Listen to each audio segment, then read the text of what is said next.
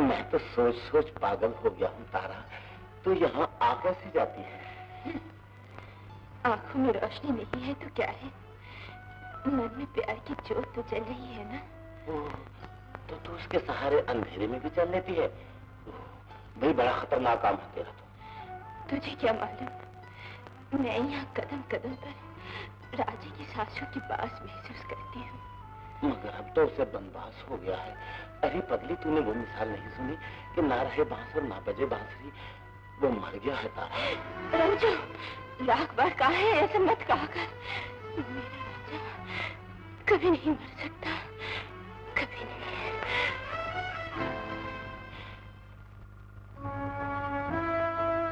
बाबूजी, मुझे फैयाज सेठ के बंगले का पता बता दो। कौन सी आबादी है, क्या नंबर है बंगले का? ये तो मुझे नहीं मालूम। उनकी एक बहुत बड़ी मोटर है और उनका एक बंगला भी है पहाड़ पर। अरे पागल, ये शहर तो बड़े बड़े बंगलों और मोटरों से भरा पड़ा है। तुम बगैर नंबर के बंगला कैसे ढूंढ सकते हो? जाओ काम करो। नहीं ढूंढ सकता, मैं अपनी क्षमा को नहीं ढूंढ सकता। आपने अंजुम की शादी की तैयारी के लिए तो कह दिया, लेकिन खुदारा उसे किसी डॉक्टर को दिखाइए तो सही। क्या मतलब है तुम्हारा? जब से शादी का सुना है वो बिल्कुल चुप हो गई है, किसी से बात तक नहीं करती। उसे तो जैसे सख्ता हो गया है। जो चाहे हो जाए, मैं अपना फैसला नहीं बदल सकता। मैं फैसला बदलने के लिए कब कहती हूँ? मेरा मतलब है। तुम्हारा मतलब मैं नहीं समझ सकता। अगर बीवियों की बात का मतलब हमारे बुजुर्गों की समझ में आ जाता तो ये दुनिया इतनी तवील ना होती।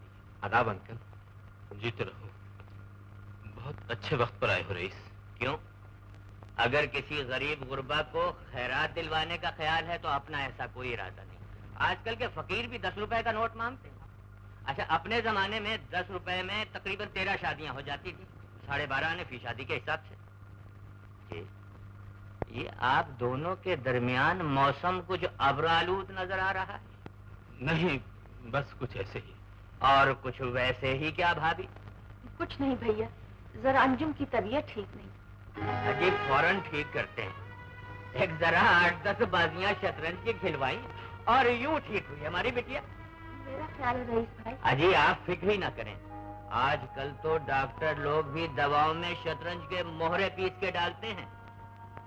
जाना जरा बरखुरदार फनकार किफायत शार अंजुम बिटिया को तो बुला ला।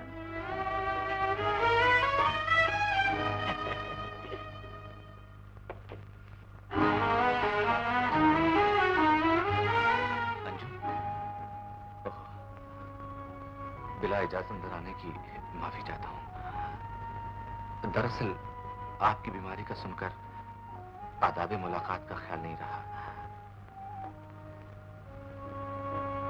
क्या बात है, पलट कर देखा भी नहीं। आप मुझसे नाराज तो नहीं? ये ठीक भी तो है। आप सोचती होंगी कि इतना करीब रहते हुए ना मैं खुद कभी हाजिर हुआ, ना आपको आने की दावत दी। लेकिन क्या करूं, ये मोहब्बत करने वालों की मजबूरियां होती हैं। वो दीदार का शौक तो रखते हैं, लेकिन देखने की ताब नहीं होती। इजहार मोहब्बत भी करना चाहते हैं और डरते भी हैं कि बात बिगड़ ना जाए। और देखिए, मैं जो महसूस कर रहा हूं शायद बयान न कर सकूं, क्योंकि मैं मुसव्विर हूं। अल्फाज मेरे जज्बात का साथ नहीं देते, इसलिए मैं रंगों में बात करता हूं। हाँ, और यही सोचकर एक दिन मैंने आपको तस्वीर का लिबास देना चाहा, मगर नाकाम रहा। मैंने सावन की घटाओं में अपना कलम डुबोया, मगर इन जुल्फों की स्याही न मिल सकी। मैंने डूबते सूरज की सुर्खी में अपने दिल का लहू भी शामिल किया, मगर इन होंठों की शगुफ्तगी को न पा सका। और फिर वो खिंची हुई मजगां और झुकी हुई पलकों तले पागल कर देने वाली बड़ी बड़ी नशीली आंखें। जब इनके बारे में सोचा तो जैसे कलम नशे में डूबने लगा। लेकिन फिर भी उस तस्वीर में ना आपकी रफ्तार का रक्स है, ना आवाज का जादू। इसके बावजूद कोई उस तस्वीर को देखे तो बुत बन जाए।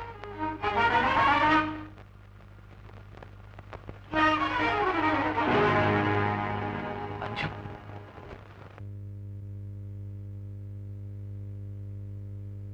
मैंने तो कहा है भैया, मगर ये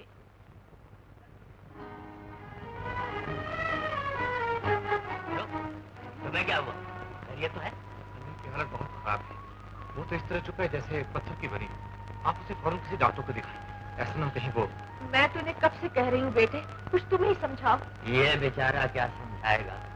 ये तो खुद फन का मारा हुआ। ये तो सिर्फ आर्ट, थिएटर और नौटंकियों पे रोशनी डाल सकता है। ये है मसला दवा दारू का, और उसमें है ये बिल्कुल नालायक। चलिए फैयाज भाई, किसी शतरंज खेलने वाले डॉक्टर को लेकर आते। आइए चलिए। इनकी इस कैफियत को देखकर यही कहा जा सकता है कि इनके जहन पर किसी सदमे का बहुत गहरा तासुर है। बहरहाल आप इन्हें खुश रखने की कोशिश कीजिए। दवा मैंने लिख दी है, देते रहिए, शायद अफाका हो जाए। अच्छा, अब मुझे इजाजत दीजिए।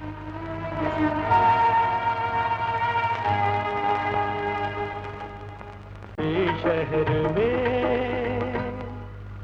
सुनो, कौन हो तुम? मुसाफिर। बहुत अच्छा गाते हो। मैं गा तो नहीं रहा था, किसी को ढूंढ रहा था। कुछ खो गया है तुम्हारा? सब कुछ ही खो गया है बाबूजी। और इसीलिए तुम अपना आप खोकर उसे ढूंढ रहे हो। लेकिन तुम उसे इस तरह नहीं ढूंढ सकते मेरे दोस्त। तो फिर वो कैसे मिलेगी बाबूजी? तुम्हें कुदरत ने सोच में डूबी हुई आवाज दी है। अपनी आवाज का जादू जगाओ। वो तुम्हारी आवाज सुनकर दीवाना वार तुम्हारे पास आएगी। सच बाबूजी?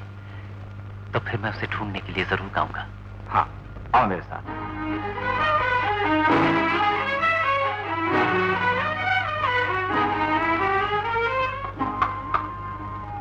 राजे को भूल जा तारा, सिर्फ शहजादे को याद कर। हो सके तो मुंह ज़बानी याद कर। कौन शहजादा? वही जो सुरमा बना बना कर खुद सुरुमचू बन गया है। अरे जालम, अपनी आंखों में एक सुरुमचू लगाकर। क्या बकता है रमचू? तू समझता है मैं देख नहीं सकती? मुझे तो उस वक्त दिल्ली का एक एक मोड़ नजर आता है, जिससे एक ना एक दिन मेरा राजा आएगा जरूर। और मैं कहूंगी, तूने आने में इतनी देर क्यों लगाई है राजा? ये मेरे फन की दुनिया है। ये भी तुम्हारी तरह वीरान है, और मैं इसकी वीरानगी पर तुम्हारी तरह दुखी हूं। जब तुम यहां गाओगे तो मेरी वीरान दुनिया आबाद हो जाएगी, और तुम्हारे दुख। जब मैं शमा को ढूंढ लूंगा तो मेरे दुख अपने आप ही खत्म हो जाएंगे बाबूजी। कौन थी वो? शमा। वो चलती तो फिदा की सांसें रुक जाया करती थी, बातें करती तो उसकी आवाज की मिठास शोर मचाते हुए झरनों की आवाज को सरगोशियों में बदल दिया करती थी। वो उन पहाड़ों पर बहार बनकर आई थी बाबूजी, मगर अब वो पहाड़ उसके बिना वीरान हो गए हैं। वहां अंधेरा ही अंधेरा है, मेरी शमा के बगैर। ये अंधेरे एक न एक दिन दूर हो जाएंगे राजे। तुम आज से मेरे इस कमरे में रहोगे, और मैं अपने घर चला जाऊंगा।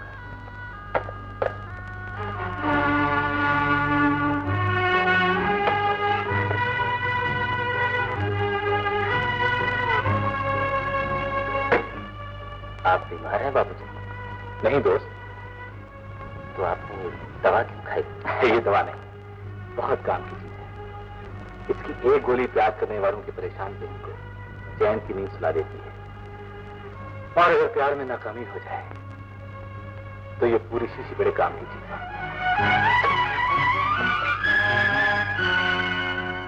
आपकी बेटी की जिंदगी खतरे में है फैयाज साहब। मैंने आपसे पहले भी कहा था इनके जहन पर किसी सदमे का बहुत गहरा असर है। इनका इलाज सिर्फ ये ही है कि खुद उस दुख का इजहार करते, जिससे इन पर सकते की कैफियत तारी करती है, और क्या डॉक्टर? या जी भर के रो ले। दुख रोने से भी कम हो जाता है। वरना बचने की कोई उम्मीद नहीं। जाज साहब, अब हमें इजाजत दीजिए।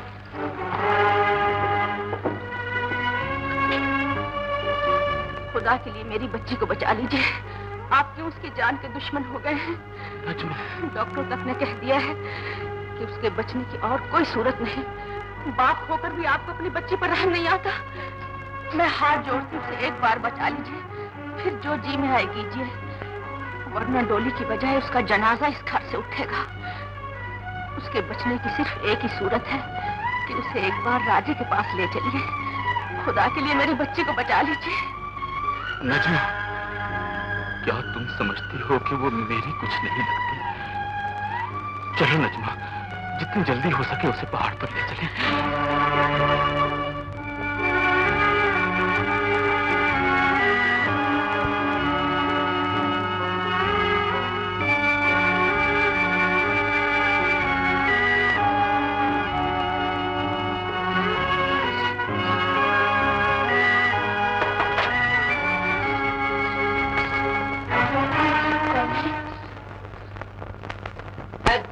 तारा बिटिया, अब्दुल काका का।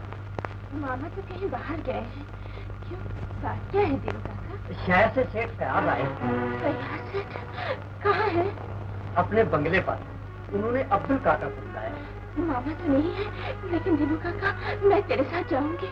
मेरा दिल कहता है उनके साथ मेरा राजा भी होगा। चल दिनू काका। बताओ कहाँ है मेरा राजा? जवाब दो। चुप क्यों हो तुम? बोलती क्यों नहीं?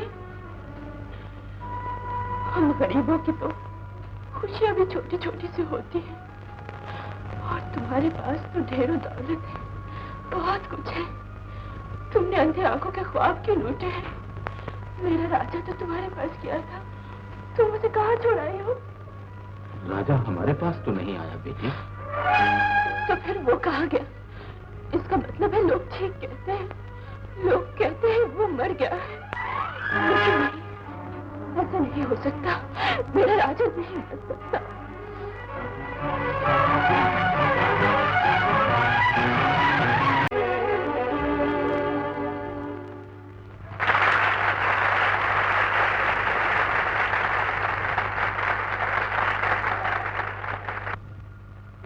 शोर और हंगामे से तुम्हें ये अंदाजा तो हो गया होगा कि लोगों ने तुम्हारी आवाज को कितना पसंद किया है। पूरा हाल तुम्हें करीब से देखने के लिए बेचैन था राजी। लेकिन क्षमा तो नहीं आई बाबूजी। मैंने तो उसे ढूंढने के लिए गाना गाया था। वो भी आ जाएगी, हिम्मत नहीं हारा करती। और तुम तो प्यार करते हो। प्यार करने वाले के पास तो बहुत बड़ा हौसला होता है। अब इससे बड़ा हौसला और क्या होगा? आज हमने पहली बार थिएटर की बिसात पर इतने बड़े हुजूम में शहनशाह शतरंज को मार खाते हुए देखा है, और वो भी एक पैदल से। भाई वल्ला, बहुत खूब खेलते हो बरखुरदार। मतलब ये है कि तुम एक पैदल की हैसियत से बेबसी का गलाफ ओढ़े इस शहर में दाखिल हुए और हमें अपनी आवाज का कायल कर दिया। लिहाजा भाई हमें तो मात हो चुकी है। मात? ये मात क्या होती है बाबूजी? अब्बाजान, शतरंज के खिलाड़ी। खिलाड़ी तो जवान होता है बरखुरदार, और कुछ कुछ अनाड़ी भी होता है। क्योंकि हम माहिर शतरंज तस्वुर किए जाते हैं, इसीलिए हमारा अंदाज गुफ्तगू भी खालिस शतरंजी हो चुका है, और इसीलिए अब्बाजान ने तुम्हारी तारीफ भी उसी जबान में की। हमारी बात काट रहे हो बरखुरदार।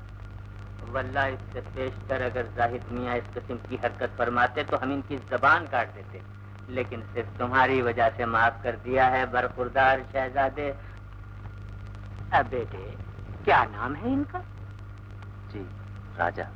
राजा राजा हो जभी तो रईस इब्ने रईस से तुम्हारा वास्ता पड़ा है। क्यों जाहिद बेटा? बजा फरमाया अब्बाजान। हम रईस हैं, ये इब्ने रईस, बरखुरदार राजा। बस इत्तेफाक से सारे खानदानी लोग एक जगह जमा हो गए। भाई खूब गठजोड़ मिलाया है जाहिद बेटा। जितने रुपए आज इकट्ठा किए हैं ऐसी ही 8-10 किस्तें और ले आओ तो हम तुम्हारी फौरन शादी करा देंगे। अब उसकी तबीयत कैसी है अब्बाजान? तुम फिक्र ना करो, हम उसी के बारे में मालूम करने जा रहे हैं। अच्छा, खुदा हाफिज। हाँ भाई, वो अपने दोस्त की खुराक का खास ख्याल रखना, कहीं ऐसा ना हो कोई ऐसी चीज खा ले कि जिससे आवाज पर बुरा असर पड़े, है? वरना हमें मालूमात हो जाएगी और तुम्हारी शादी खतरे में पड़ जाएगी। अच्छा भाई, खुदा हाफिज। क्या बताऊं भाभी, उसने तो कमाल ही कर दिया। अजी वो लड़का बचपन ही से बड़ा लायक था, बस अब उसका थिएटर चल निकला है। अच्छा ये बात है भैया, लेकिन आप तो उसकी मुखालफत। अजी हम झक मारा करते थे, बल्कि अब तो यूं महसूस होता है कि हम जिंदगी भर झकी मारते रहे। बड़े झकी हैं हम। हाँ तो वो भाभी, मैं इसलिए हाजिर हुआ था कि वो जो आपने कहा था ना, अंजुम और जाहिद की शादी। अंजुम की शादी कर दीजिए फैयाज साहब। शादी के बाद उसका जहन राजे की मौत का गम भूल जाएगा। शादी कर दो तो वो राजे को भूल जाएगी।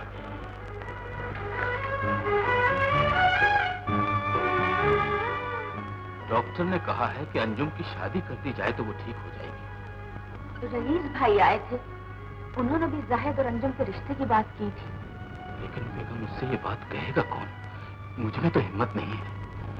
उसके बचने की सूरत भी यही है कि उसकी शादी कर दी जाए, लेकिन उसके चेहरे की मायूसी देखकर उससे खुशी की कोई बात करने को जी नहीं चाहा। तो मैं उससे बात करती हूँ, प्यार मोहब्बत से समझाऊंगी, शायद मान जाए। मान ही जाए तो अच्छा है।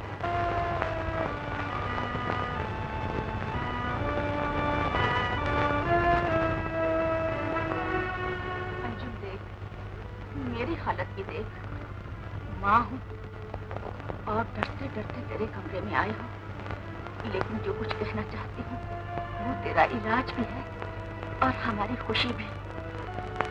जो तूने चाहा वो हमारी कोशिश के बावजूद न हो सका। अब जो हम चाहते हैं वो हो जाने दे। बेटी, गम गुजर जाते हैं, सदमे भुला दिए जाते हैं। जाहिद तुमसे बेपनाह मोहब्बत करता है, वो तुम्हें खुश रखने की पूरी कोशिश करेगा। अम्मी, बाज लोग दुनिया में दुख सहने और दुख देने के लिए पैदा होते हैं। शायद मैं भी उनमें से हूँ। ऐसा ना कहो अंजुम, तुम तो हमारी खुशियों का मरकज हो। तुम मुस्कुराती हो तो सारा घर जगमगा उठता है। तुम खामोश होती हो तो दरो दीवार पर सन्नाटा छप जाता है। बेटी, खुदा के लिए अब इस जिद को छोड़ दो। अम्मी, जो कुछ होना है वो एक बार हो जाए। इंतजार आप भी नहीं कर सकते और वक्त मेरे पास भी कम है। जाइए, आप अपनी खुशियां पूरी करने का बंदोबस्त कीजिए।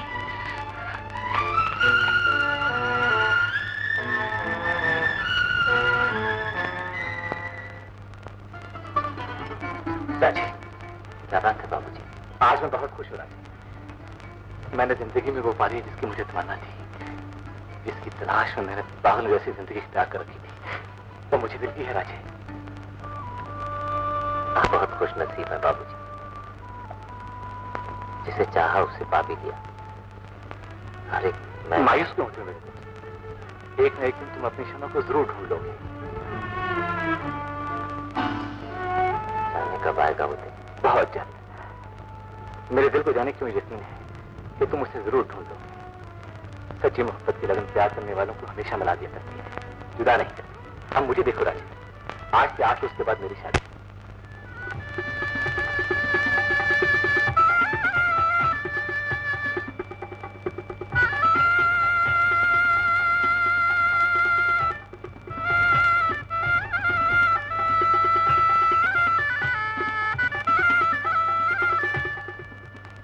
आज की इस खुशियों भरी रात में आप सबका तारुफ मैं अपने अजीज तरीन दोस्त और इस मुल्क के मायानाज फनकार राजे से करवाता हूँ। गाना भी सुनाना पड़ेगा। मैं गाना जरूर सुनाऊंगा। आज मैं इतना खुश हूं कि इसका इजहार भी नहीं कर सकता। बहरहाल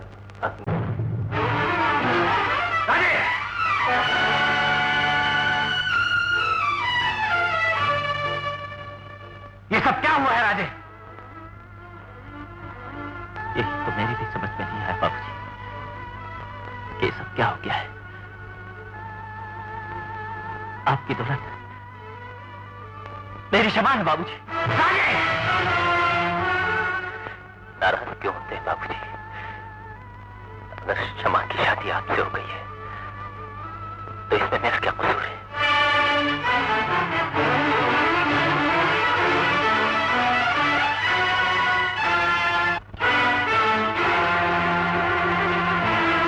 क्या हुआ जाहिर साहब?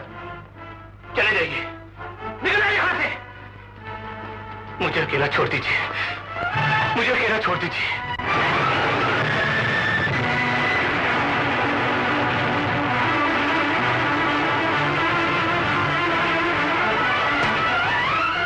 अगर क्षमा की शादी आपसे हो गई है तो इसमें मेरा क्या कसूर है? कसूर तो मेरा भी नहीं है। मैंने भी अंजम को अपने दिल की गहराइयों से प्यार किया है। झूठा है ये प्यार, सारी दुनिया है झूठी। यहाँ दुखों के सिवा और कुछ नहीं। मैं ना तो किससे कहूं, मेरी तो क्षमा ही बेवफा निकले। ये तुम्हारी अंजम नहीं, राजे की क्षमा है। नहीं, ये मेरे दिल का वहम भी तो हो सकता है। मैंने तो आज तक अंजम से नहीं पूछा कि ये राजे से प्यार भी करती है या नहीं। उसने मुझसे कहा था कि दुनिया की कोई ताकत हमें जुदा नहीं कर सकती, लेकिन उसका प्यार झूठा निकला। इसीलिए तो किसी और की जिंदगी बन गई, किसी और की जिंदगी बन गई है। जिंदगी भर ये एहसास तुम्हारी रूह के गिर्द लिपटा रहेगा कि तुमने अपने दोस्त की मोहब्बत लूट ली है, तो प्यार करने वालों को जुदा कर दिया। नहीं, मैं ऐसा नहीं करूंगा, मैं ऐसा नहीं करूंगा। लेकिन मैं ऐसा जरूर करूंगा, मैं जरूर चल जाऊंगा ताकि लोग परवाने को बेवफा न कहें।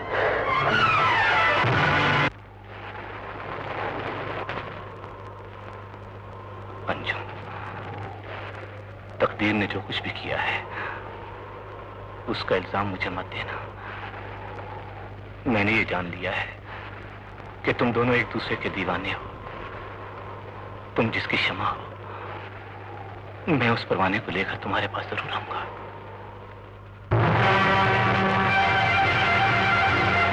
और अगर प्यार में नाकामी हो जाए तो ये पूरी शीशी बड़े काम की चीज है।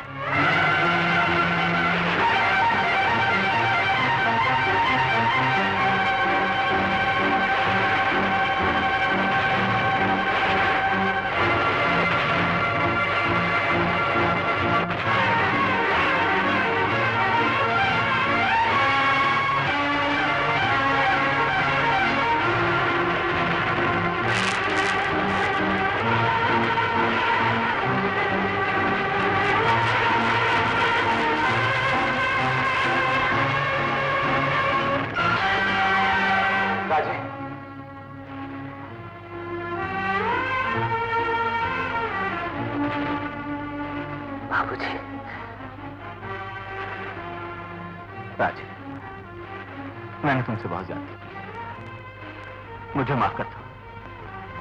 नहीं बाबूजी, जो कुछ भी हुआ है बहुत अच्छा हुआ। नहीं राजे, तुम्हें थप्पड़ मारकर मैंने अपने जुल्म की इंतहा कर दी है। तुम भी मुझे थप्पड़ मारो, मुझे ज़लील करो राजे। मेरे दुख की शिद्दत इसी तरह कम हो सकती है। मुझ पर तो आपके बड़े एहसान है बाबूजी। आपने तो सारे दुख खत्म कर दिए हैं। अब तो कोई दुख नहीं रहा बाबूजी। मुझे वो रास्ता नजर आ गया है जो मेरी मंजिल है। तुम्हारी मंजिल तुम्हारी क्षमा है राजे। क्षमा को हासिल करना मेरी हैसियत से बढ़कर है। मैं अभी मोहब्बत की उस शिद्दत तक नहीं पहुंचा, तभी तो तुम्हें लेने आया हूं। मेरे साथ चलो राजे। मैं क्षमा से वादा करके आया हूं कि मैं तुम्हें साथ लेकर आऊंगा। आपने वादा किया है तो मैं क्षमा के पास जरूर जाऊंगा। उसकी एक अमानत मेरे पास रखी है बाबूजी, मैं उसे भी लौटाना चाहता हूं।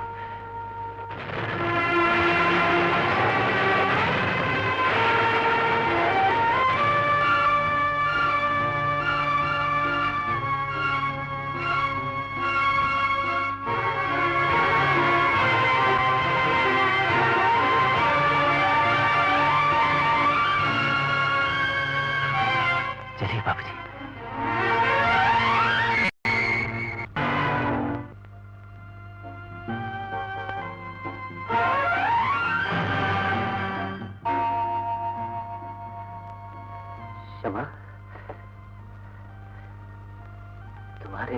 सुर्ख लिबास ने मेरी आरज़ुओं के खून का रंग तो चुरा लिया है, लेकिन वो शमा क्यों गुल हो गई जिसे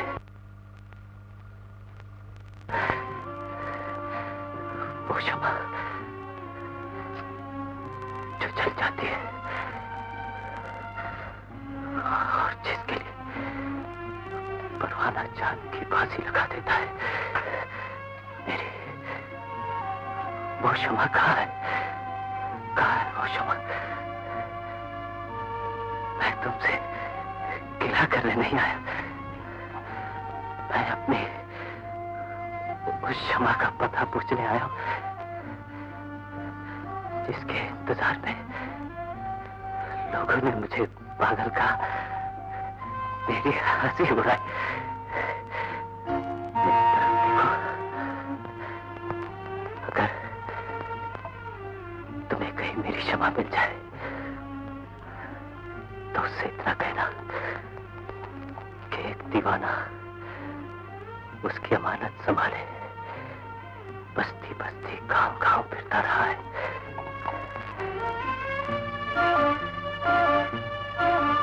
इस अमानत का लौटाना इसलिए भी जरूरी है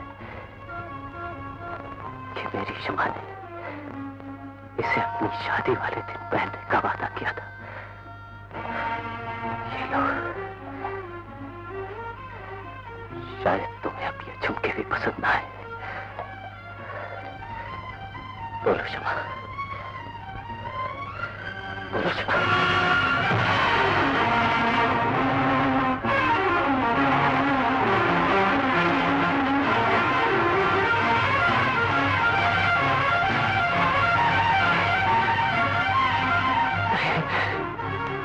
नहीं, ऐसा नहीं हो सकता। बुलवाने के चलने से पहले शमा कैसे बच सकती?